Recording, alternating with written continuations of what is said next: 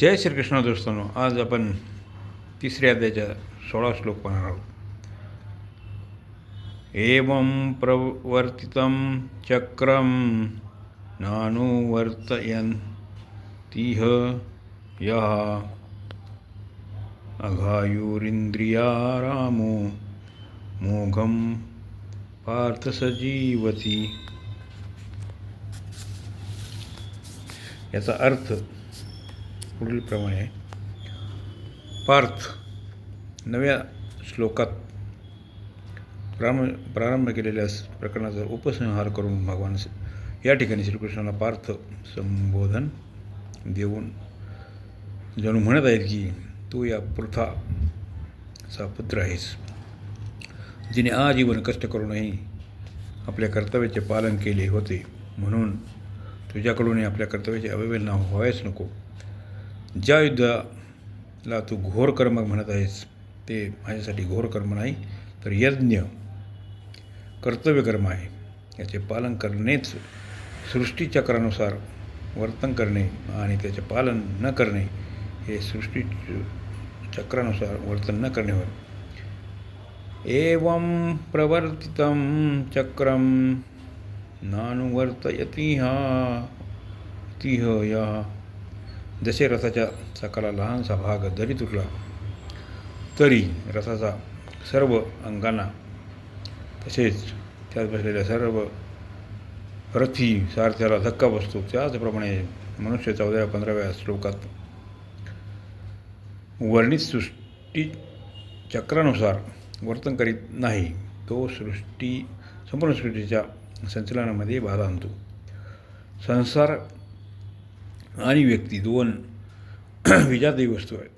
जसे शरीराच्या अंगाशी आणि अंगाचा शरीराशी घनिष्ठ संबंध आहे, तसेच संसाराचा व्यक्तीशी आणि व्यक्तीचा संसाराशी घनिष्ठ संबंध आहे. जेव्हा मनुष्य कामना, ममता, आसक्ती आणि अहंकाराचा त्याग करून आपल्या कर्तव्याचे पालन करते, तेव्हा त्यामुळे संपूर्ण सृष्टीला आपोआप सुख पोचते. इंद्रियारामः. जो मनुष्य कामना, ममता, आसक्ती इत्यादींनी युक्त होऊन इंद्रियांद्वारा भोग भोगतो, त्याला या ठिकाणी भोगात रममाण होणारा म्हटले गेले आहे. असा मनुष्य पशुपेक्षाही नीच आहे, कारण पशु नवीन पाप करीत नाहीत, तर पूर्वी केल्या गेलेल्या पापांचेच फळ भोगून शुद्ध होऊ लागतात. परंतु इंद्रियाराम मनुष्य नवनवीन पाप करून पतनाकडे जातो आणि त्याचबरोबर सृष्टीचक्रात बाधा उत्पन्न करून संपूर्ण सृष्टीला दुःख पोचवितो. अघायुहा. सृष्टीचक्रानुसार न जाणाऱ्या मनुष्याचे आयुष्य, त्याचे जीवन केवळ पापमय असते, कारण की इंद्रियांद्वारा भोग बुद्धीने भोगणारा मनुष्य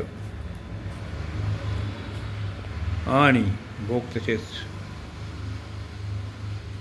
मनुष्य हिंसारूप पापापासून वाचू शकत नाही. स्वार्थी, अभिमानी आणि भोग तसेच संग्रहाची इच्छा करणाऱ्या मनुष्याकडून दुसऱ्यांचे अहित होत असते, म्हणून अशा मनुष्याचे जीवन पापमय असते. गोस्वामी श्री तुळशीदास म्हणतात, परद्रोही, परदार, रत, परधन, पर अपवाद,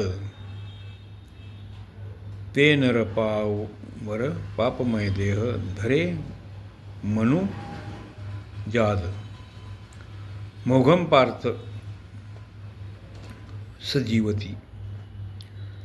आपल्या कर्तव्याचे पालन न करणाऱ्या मनुष्याचे सभ्य भाषेत निंदा करून भगवान म्हणतात की असा मनुष्य संसारात व्यर्थच जगत असतो.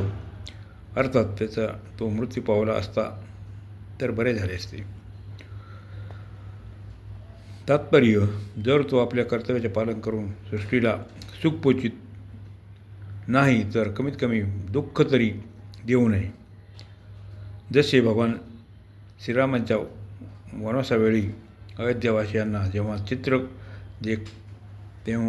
ते चित्रकूटला आले होते, तेव्हा कोल, किराट किरात, भिल्ल इत्यादी जंगली लोकांनी म्हटले होते की आम्ही आमचे वस्त्र आणि भांडी चोरत नाही, हीच आमची फार मोठी सेवा आहे. य हमारी अतिबिड सेवकाही, लेहिन बासन बसन चोरही. तसेच आपल्या कर्तव्याचे पालन न करणारा मनुष्य कमीत कमी सृष्टीचक्रात बाधा न टाकील तर त्याची सेवाच आहे. सृष्टीचक्रानुसार न चालणाऱ्या मनुष्यासाठी भगवंतांनी प्रथम स्तेन एवसहा, तो चोरच आहे, आणि भुजंते त्वघम, ते पापच खातात, अशा प्रकारे. आणि आता श्लोकात अघायु रिंद्रिया राम हा, तो पापायू आणि इंद्रियाराम आहे असे म्हणून त्याच्या जगण्याला व्यर्थ म्हणतात. गोस्वामी तुळशीदास महाराजही म्हणतात, तेज कसानु रोष महिषेशा, अग अवगुण धन धनी धरेशा, उदय केत समहित सफैके, कुंभकर्ण सम सोवतनीके. अशा प्रकारे 16 श्लोकाचा अर्थ इथे संपत आहे. जय श्रीकृष्ण.